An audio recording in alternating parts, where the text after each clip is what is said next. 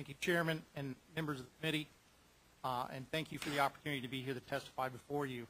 Although I've been asked by AFGE to testify, I feel that I'm not here representing just one point of view. I'm not an us or them person. With that said, I'd like to convey the view of an everyday working field office employee within Social Security. I'm not here to impede progress, but to be the voice of reason. Stress in the workplace is at an all-time high, especially in my office. Working in the Louisville West office is increasingly stressful. From my written statement and my background, I'm a reserve police officer assigned to the Special Operations Team. I'm a SWAT officer. I'm a SWAT operator. I am less stressed on an operation than being in my local field office at times. And I realize that how powerful a statement that could be. That's exactly the way that I feel. Just the sheer volume of customers walking into the office and the pressure that is put on the local employee is by far more than I felt in my lifetime. From 2006 to 2009, our walk-in traffic has steadily increased to 34% within 2009, and those statistics were taken from our visitor intake process. Stress is at an all-time high just due to the volume of the work the employees are expected to complete, including the walk-in traffic that we have to handle also. As claims representatives attempt to clear and adjudicate claims and other priority items, we are constantly pulled from those duties to take walk-in interviews and to perform service rep duties, which means that we can't get to the claims that we have to get people paid, to get people the money that they deserve. This happens on a regular basis. There's also a constant pressure for management to clear certain workloads within a specific number of days.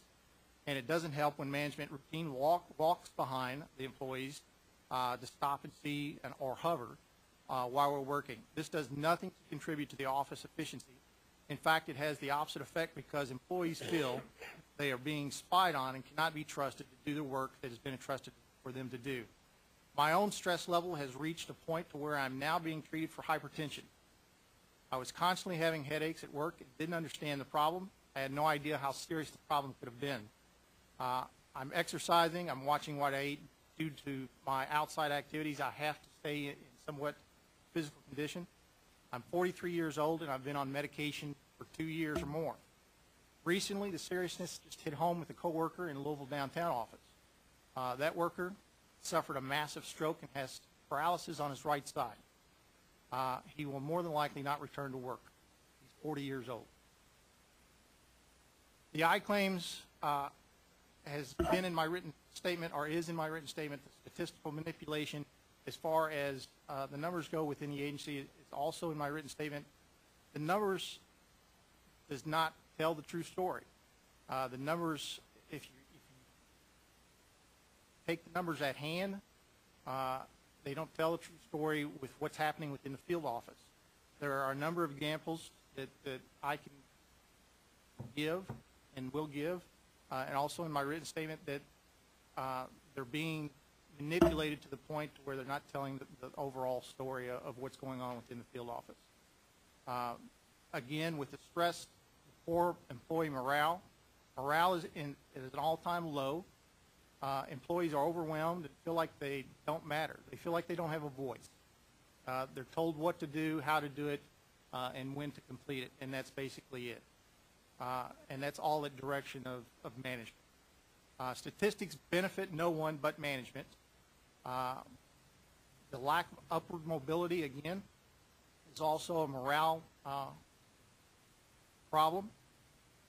Myself, I've applied and been on the best qualified list numerous times. I have a master's. I'm an adjunct faculty member and have been for over 10 years. I teach business. I have volunteered for more things than I can remember, but yet here I sit as a claims representative due to the fact that others have been promoted above me for whatever reason. My personal feeling is that was the favorites that they needed at the time. In my conclusion, working at Social Security is like being a firefighter. You're constantly putting out fires. Going from one assignment to the next, everything is considered an emergency at the moment. Everything is a priority. As an adjunct faculty member, teaching business, not everything can be a priority. You have to understand what is a priority and what is not a priority and make your decisions based on that.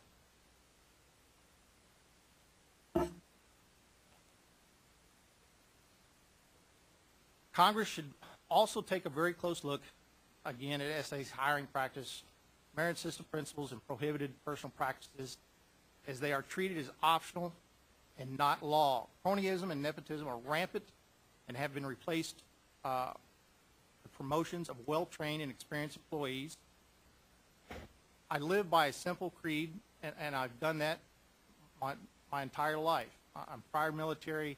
I've stood up for the person that hasn't been able to stand up or have their voice heard for a long time. It's very simple, and everyone can live by it, and it's do the right thing. Thank you. Thank you, Mr. Woosley.